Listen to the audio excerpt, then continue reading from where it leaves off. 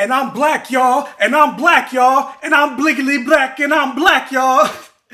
I swear, watching this show and then even seeing the trailer just had me on my whole Issa Rae vibes. I'm rooting for everybody black. I am. Betting on black tonight. And that's a fact.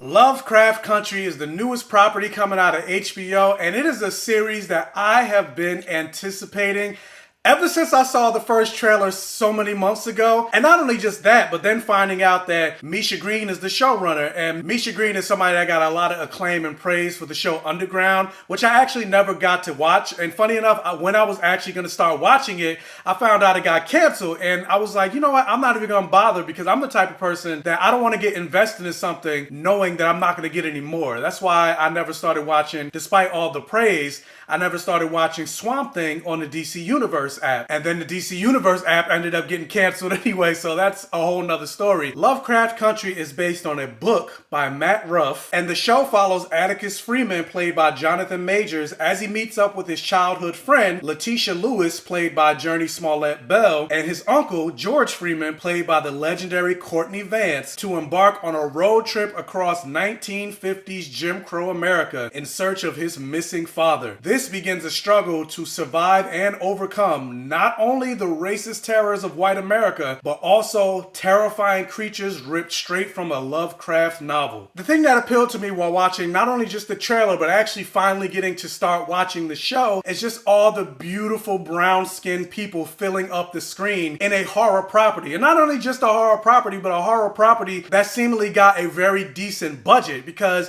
sure, you've had plenty of black people leading horror movies in like blaxploitation movies, or like Eddie Murphy's Vampire in Brooklyn. But more times than not, those movies aren't taken seriously. They're not given a big budget because Hollywood doesn't think anybody's interested in watching these types of shows. And that's part of the reason why Jordan Peele made the big splash that he did with his two movies, because not only just the fact that his movies are pretty good, but also because movies with black people behind and in front of the camera telling horror, sci-fi, fantasy tropes, they aren't really given that much level of seriousness.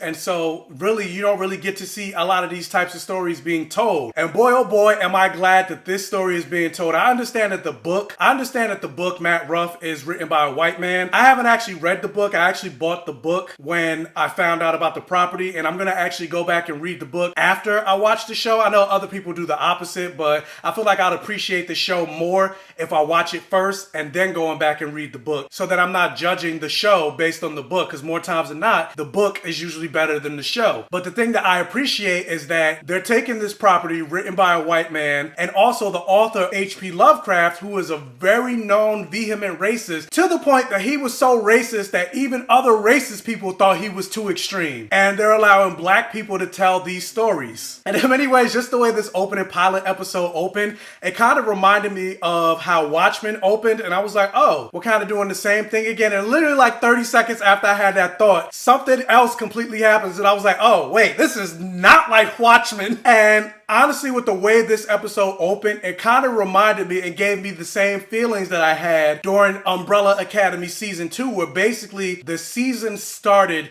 letting you know from jump what this show is going to be. And I absolutely loved it. And just in the cinematography of that opening shot, and just in the show period, like this show is so beautifully shot. And in that opening moment, I was just sitting here like, what the hell is going on? I don't know what's going on, but whatever it is, I am here for it. I am loving what is happening right now, and I can't wait to go on this journey with this property. Also, a thing that I love that this show does, and it doesn't ignore like a lot of other properties would tend to do, the fact that this show takes place in 1920s America, it does not ignore the realities of black people in 1920s. Hell, in many ways, it's the reality of black people even today, but I'll get to that a little later when I start getting into spoilers. But yeah, but the acting for this show is so damn good. Like, you have the lead, who's played by Jonathan Myers, and I haven't actually seen him in anything before. Funny enough, the two movies that he had his biggest splash in, I've been meaning to watch, like The Last Black Man in San Francisco and Spike Lee's The Five Bloods. I need to get on that. And I love the fact that his character is a sci-fi fantasy book nerd. I can definitely relate to that. And he's not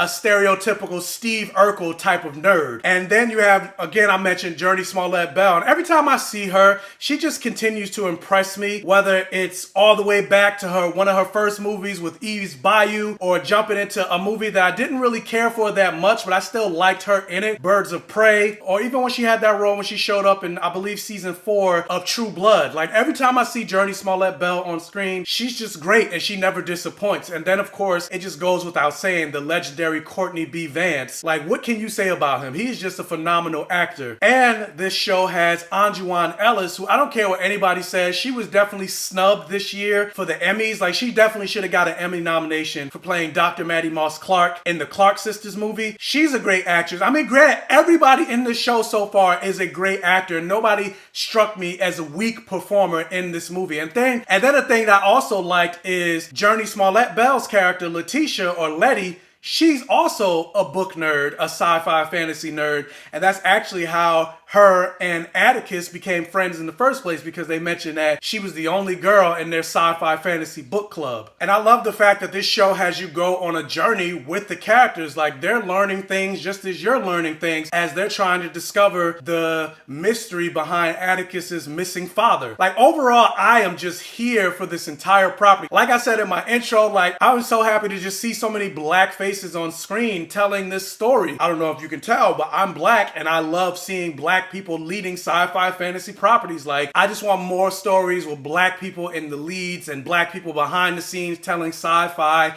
fantasy horror stories. Like, after this first episode, I am here for it. I really enjoyed this first episode. I would definitely say the first episode of Lovecraft Country is a blockbuster. Now, let me get into spoilers. There isn't a whole lot that I want to talk about in terms of spoilers, but there are certain things that I do want to mention. But yeah, going into spoilers, like, in the beginning of the show, you see Atticus going home to Chicago, and he's around his family, he's around a whole bunch of black people, and essentially he's in a place that he's safe. And there's a moment where the sound completely drops as they go on a journey to go find their father, and all you hear is James Baldwin's narration, as I believe that's when he was debating somebody at Harvard University, and all you hear is his narration as you see them driving across country. And I just felt a sense of pure dread, because I was just like, oh my, I don't know what's about to happen, but I feel like some shit is about to go down, because just in the way that was crafted, I thought that was a brilliant choice. And the thing that I loved is, despite this being a sci-fi fantasy property, and then you seeing in the trailer that there's gonna be monsters involved in this show, that there's gonna be magic of some sort involved in this show. But even just in this first episode, it's showing you that the real monsters to black people are racist ass white people, are dealing with racist cops. And in many ways, it kind of reminded me, not so much in the story, but just in the overall premise of dealing with racism and how racist monsters are the true horrors that black people have to face. It reminded me of the comic Bitter Root, which I actually reviewed. Link will show up here. And I'm glad they didn't shy away from that and focus solely on the supernatural monster aspect. Like, for the most part, throughout the entire episode, they didn't really have to deal with any of that. The real problem and the real antagonist were racist white people. And then also, while watching this first episode, I just couldn't help thinking to myself, like, and people wonder why black people have such a problem with the cops. We've been dealing with problematic issues with the police since the beginning, since we were freed from slavery. And even going back to something that they touched in on Watchmen, where it's like, black people just have this innate generational trauma where some of us specifically haven't dealt with issues dealing with the cops, but we still have this innate distrust in our core when it comes to the police because of all that generational trauma. And with that said, there was something I mentioned earlier where I was saying, hell, in a lot of ways, black people are still dealing with some of these things today. As they're driving across country, there's a thing that they mentioned as they enter a certain town, where one of the towns that they enter is called a Sundown Town. And funny enough, most people, when you think of Jim Crow segregation and the racism that black people had to endure in the 1900s, the 1800s, the 1920s, 30s, 40s, 50s, most people always automatically assume that it was just the South. But this property takes place in the North, and there was a lot of racism in the North as well. And this show takes place in the North. I believe it's in Massachusetts. Massachusetts. And something that they had in the North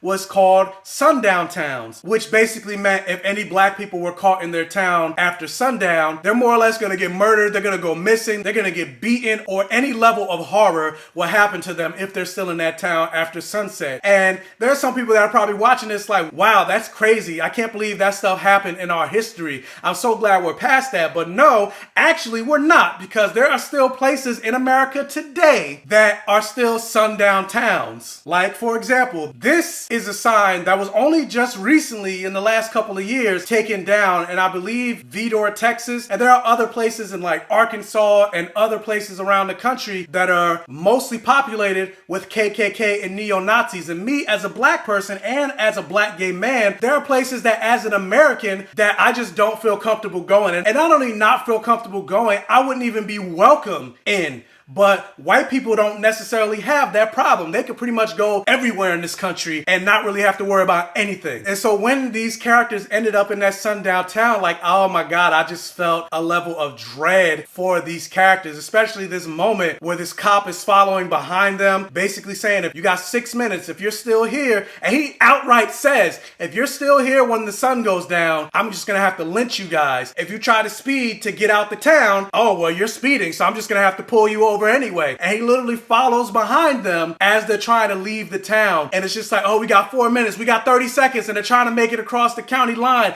And I just felt a level of dread and terror. I'm like, please let them get over that bridge. Oh my God, my anxiety went up the whole time. Now, granted, I understand it's a TV show, it's the first episode. I don't think anything's gonna happen to them in the first episode, but you never know, especially after the era of The Walking Dead and Game of Thrones, you don't know who's gonna make it in this property. Now, I will say the one thing that kind of made me go, oh, that was a little convenient, but I was still happy that it happened. Towards the end of this episode where the monsters finally showed up, it was at a moment where the racist cops stopped and caught our 3 black protagonists, and they looked like they were about to kill them. And right when that was happening, all of a sudden the monsters started showing up out the blue. And I was just like, oh, well, that's a little convenient. But at the same time, I'm still glad it happened, because those monsters pretty much took out all those racist ass white people. And I was like, yes!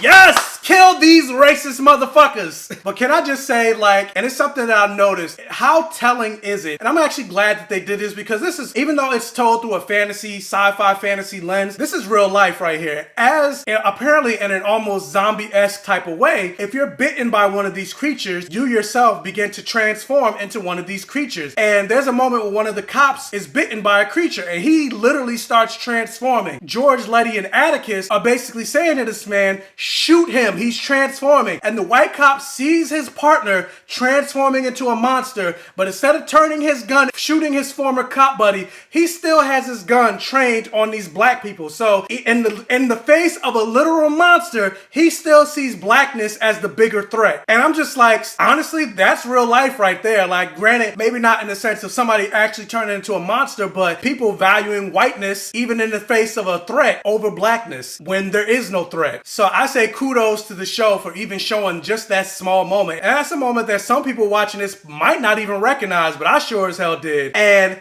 let me say, this is why I love black people in horror situations, and I'm so glad it was so authentic to this situation. Like, Journey Smollett Bell's character is being told to run and go get the car, because apparently you find out that these creatures don't like sunlight. They kind of compare them to vampires in that aspect, except they don't burn in any type of light, they just run away from it. And so you see Journey Smollett Bell's character running through the woods, and she is hauling ass. And I was like, see, this right here, this is how you run in a horror movie. This is how black people are in horror movies. This is why I was like, this is how you're supposed to run in a horror movie. This is why every time you see a horror movie, it's always the white people where they're running, and they're not even running at their full speed, and then they stop in the middle of the woods to check to see if the person is still behind them, and then if they don't see them, they stop. Or if they hear a noise in the woods, they go, hello, is somebody there? And it's like, nah, bro, black people were doing that.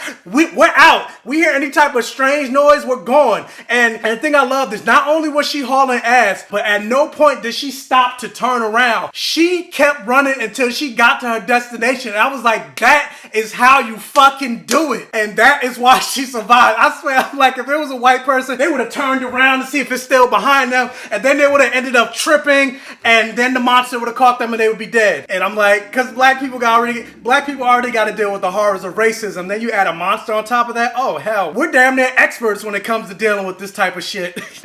But yeah, overall, I'm just here for this show. Like, I know there's other people that got to see the first 5 episodes. I'm not on that level. I wish to be on that level someday. I gotta watch one episode at a time like the rest of the mortals. But yeah, I'm here for it. I cannot wait to see the rest of this storyline unfold. And yeah, like, Lovecraft Country, it blew my mind, and I just cannot wait to see episode 2, 3, 4, 5. And I'm wondering if this is going to be, since it is based on one book, if it's just going to be one season like Watchmen was, or they're going to try to make it multiple seasons. I guess we'll see. But anyway, the question is, have you guys seen Lovecraft Country? What did you think about it? Let me know down in the comment section below. Also, if you can, hit that thumbs up button and like this video to really help out the channel. And if this is your first time watching one of my videos, please check out the other videos on my channel. And if you like what you see, please subscribe for more and hit that bell notification button so you're alerted every single time I post a new video. And tell your friends, families, and neighbors about my channel to help me continue to grow. And as always, I'll catch you guys next time.